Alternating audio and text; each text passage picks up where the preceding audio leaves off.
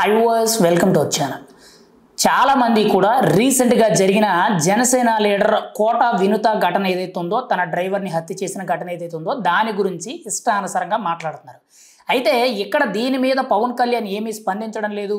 Pawan Kalyan party చాలా నీచమైన party అనే విధంగా ఎవరికి వారు ఇష్టానుసారంగా మాట్లాడడం జరుగుతుంది. ఇక్కడ ముఖ్యంగా ఈ వీడియోలో జనసేన పార్టీకి, ముఖ్యంగా వైఎస్ఆర్సీపీ పార్టీకే కానీ ఇతర పార్టీలకి మధ్య ఉన్న తేడా ఏంటనేది తెలుసుకుందాం. ఎందుకంటే ఇక్కడ జనసేన పార్టీ విధి విధానాలు అనేవి చాలామందికి కూడా నచ్చినా నచ్చకపోయినా కానీ దాని మీద ఏదో విధంగా తప్పుడు రాతలు, తప్పుడు మాటలు, తప్పుడు ప్రచారాలు చేస్తున్నారు. కానీ వాస్తవాలు ఏంటనేవి జనాలకి కొంతవరకు తెలుసు, కొంతమందికి తెలియదు. కాబట్టి మనం పూర్తి స్థాయిలో దాన్ని వివరిద్దాం.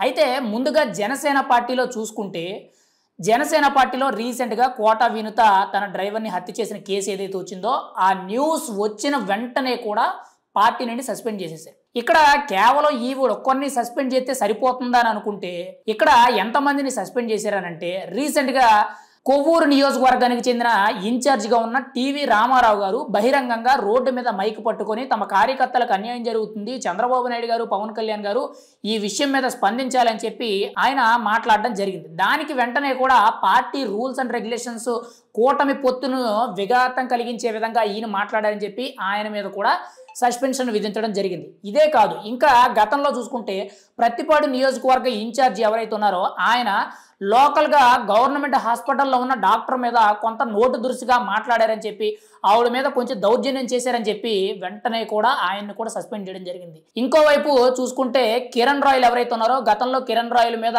కొన్ని ఆరోపణలు, లైంగిక ఆరోపణలు ఏవైతే వచ్చినాయో దాని గురించి కూడా తన మీద పార్టీ నుండి సస్పెండ్ చేయడం జరిగింది.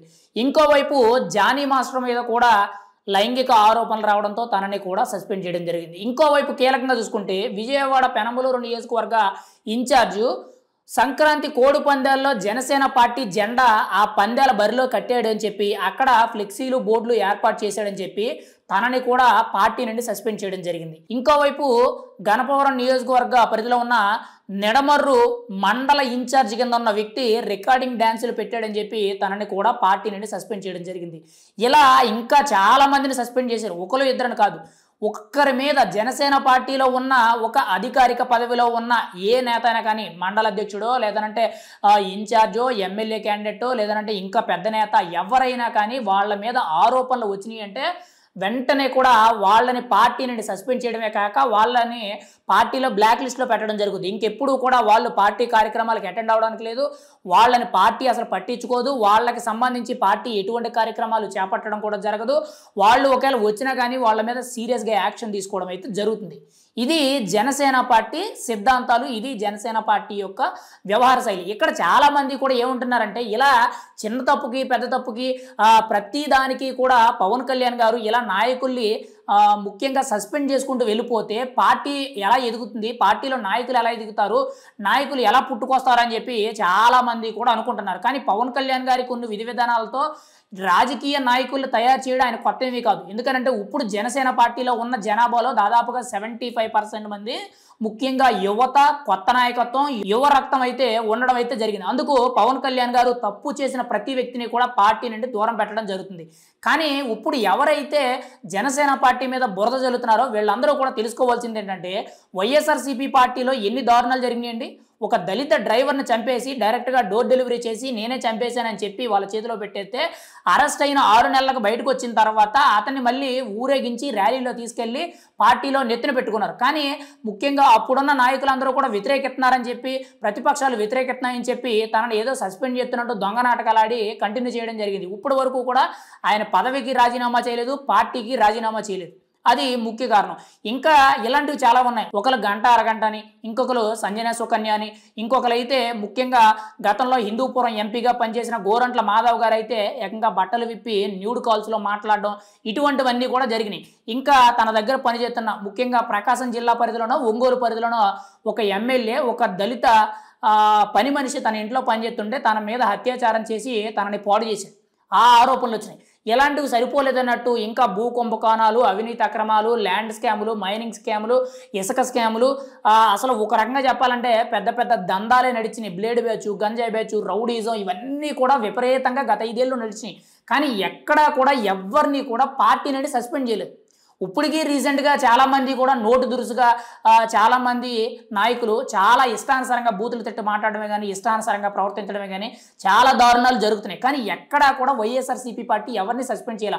ఒకవేళ కొన్ని పరిస్థితుల్లో సస్పెండ్ చేయవలసి వచ్చినా ఎవరిని సస్పెండ్ చేశారు రీసెంట్గా అంటే ముఖ్యంగా దువ్వాడ శ్రీనివాసరావుని సస్పెండ్ చేశారు. ఈయన్ని ఎందుకు సస్పెండ్ చేశారని అంటే ఈయన నారా లోకేష్కి ఫేవర్గా మాట్లాడాడని చెప్పి ఈయన సస్పెండ్ చేయడం జరిగింది తప్పితే ఈయన చేసిన పెద్దగా తప్పేమీ లేదు. ఎందుకంటే ఆ పార్టీలో నాయకులు చేసిన తప్పులతో పోల్తే దువ్వాడ శ్రీనివాసరావు చేసిన తప్పు అనేది పెద్దదేమీ కాదు.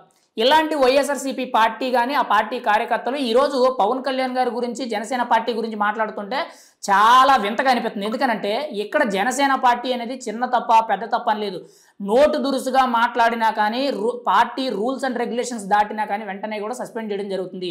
అది జనసేన పార్టీకి వైఎస్ఆర్సీపీ పార్టీకి ఉన్న తేడా. ముఖ్యంగా జనసేన పార్టీకి ఇతర పార్టీలకు, ఈవెన్ టీడీపీలో కూడా గతంలో ఆల్రెడీ ప్రజెంట్ ఎమ్మెల్యేగా ఉన్న ఆదిమూలం గారు గతంలో ఒక మహిళతో ప్రైవేట్ వీడియోస్ ఏవైతే ఉంటాయో అవి బయటికి రావడం అది పెద్ద దుమారమే రేపింది. అయినా కూడా ఆయన పార్టీలోనే ఉన్నారు, ఇంకా పార్టీ కార్యక్రమాల్లో పాల్గొంటున్నారు, ప్రజెంట్ ఎమ్మెల్యేగానే ఉన్నారు. అంటే ఇక్కడ ఎలా చూడొచ్చు అంటే ప్రతి ఒక్కరూ కూడా ఇప్పుడున్న రాజకీయ పార్టీలాగా జనసేన పార్టీ అనేది కాదు. ఇది ఒక కొత్త తరం రాజకీయం.